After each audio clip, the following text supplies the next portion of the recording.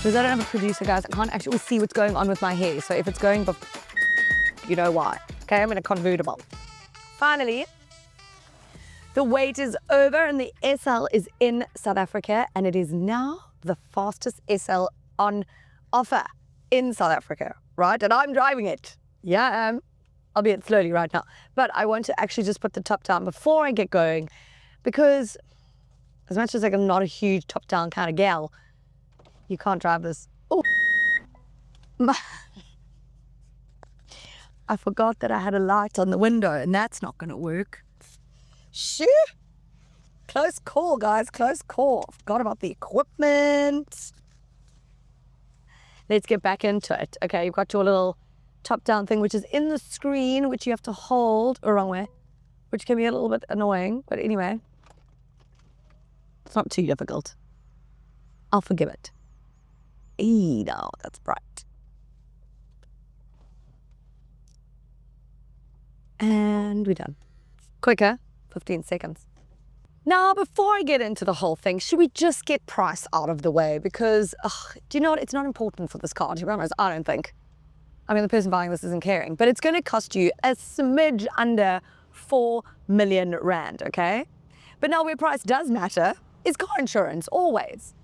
Now, put your details into Hippo. I put mine in with the details of an SL43, and I got a quote of 2,661 rand and an excess of 9.5. Now, the interesting thing is, because you get up to 12 quotes, like the next quote up is like double that. So it really pays to put in your details to find out what your best quote would be. Okay, now that finances are out of the way, let's talk about this car. So Mercedes-Benz has this saying, you don't outrun the wave, you catch it. And you know what, I read that at first, like in, I don't know where it was, maybe on the press release or doing some research, and I thought like, psh, some marketing spiel, but actually, now having driven this car for a week, I'm like, okay, what a wave it is, what a ride. And I'm not big into sports cars, you know, I'm just like, they arrive and I'm sort of, you know, here we go, and it's uncomfortable and whatever. Well, after a week with this car, I'm really happy about it, and I am happy to keep it. Someone would just give me one. Just think about it though. Okay, it's a 4-liter bi-turbo V8 under this very long bonnet. That will give you 430 kilowatts of power and 800 Newton meters of torque. Now, this might have a long bonnet, which is its signature, right? It might have a bit of a long wheelbase and short overhangs and stuff, but it is still a very agile car. It feels and is a sports car. It is blisteringly fast. It gets you to 100 kilometers per hour in just 3.6 seconds. And it has a limited top speed of 315 kilometers per hour.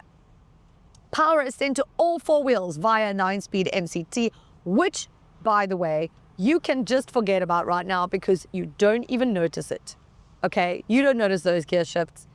I mean, I'm now just popping this into Sport Plus mode, and away we go, let me tell you. It handles beautifully. The responsiveness is out of control.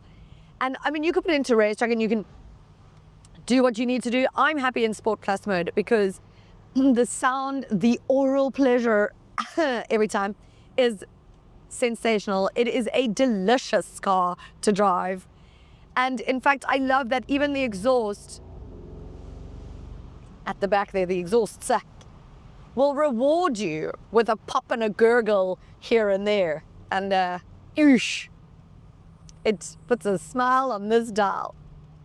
But there is a lot going on behind the scenes to ensure that this is the most engaging sports driver's drive.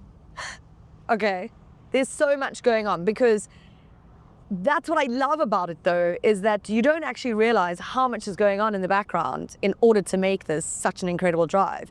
It all feels quite effortless, but there is a lot going on. A wet start-off clutch replaces the torque converter, so reduces weight and optimizes response. The soft top also makes things lighter, in fact, a 21 kilogram reduction. Then there is the air panel air control system. The position of the 2-piece setup reduces drag and allows air to be directed specifically to the underbody, which reduces front lift. There is also the retractable spoiler, which assumes 5 different angular positions from 80 kilometers per hour to either optimize handling stability or reduce drag. It is certainly more dynamic, more engaging, a true driver's car this time around, really and truly. And if you want, look, you can put it into comfort mode and have yourself a sort of everyday cruiser, although I'm not so sure of that. I mean, it makes for quite a firm ride, which is expected. Now, there is a little bit of wind noise. It's like when the canvas top is up, which I have to say can be a little bit annoying. It's not like a hard top, right? Obviously. So I kept putting my windows up, making sure that they were up when in fact they were. But so that's fine. In fact, there's less sort of wind noise in a weird, bizarre way when the top is down. But you do also have a lovely air scarf here to keep you warm if you want.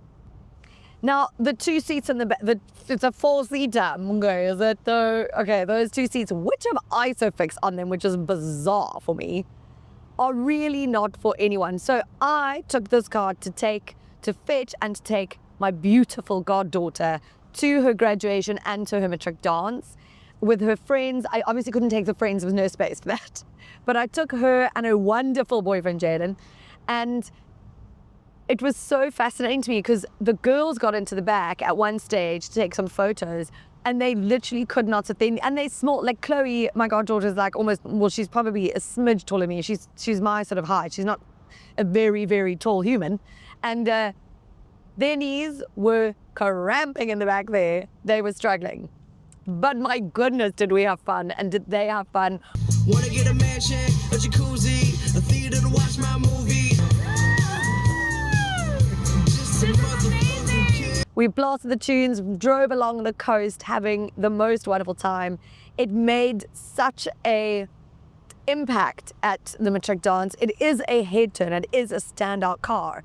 We wanted a G-Wagon, but this actually ended up being better because I get the iconic sort of thing of a G-Wagon, but this also has 70 years of heritage, and people just see V8 on the side and give it a bit of a rev and everyone's like, woohoo. And there's nothing quite like arriving in a cabriolet to any function, really.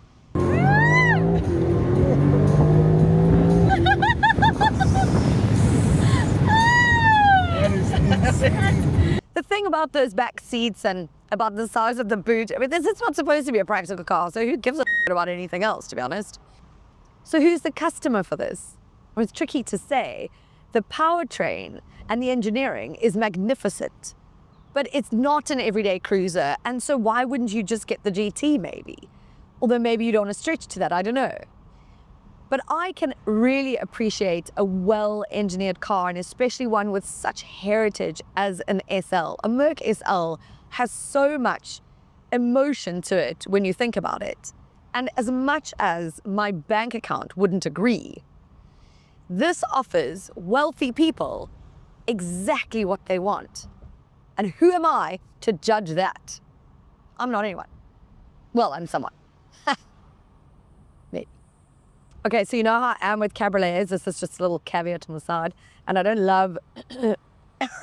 I've still had the COVID, guys. Crikey. I want to close this now. And what I appreciate is that I think you can do it up to 60 Ks, which, unlike all the others, is usually 30. And I hate that because now I can actually do it. And because it's 15 seconds, I'm literally arriving at the robot and... Hey, that wasn't me. Done. And now I'm at the robot. That's pretty cool.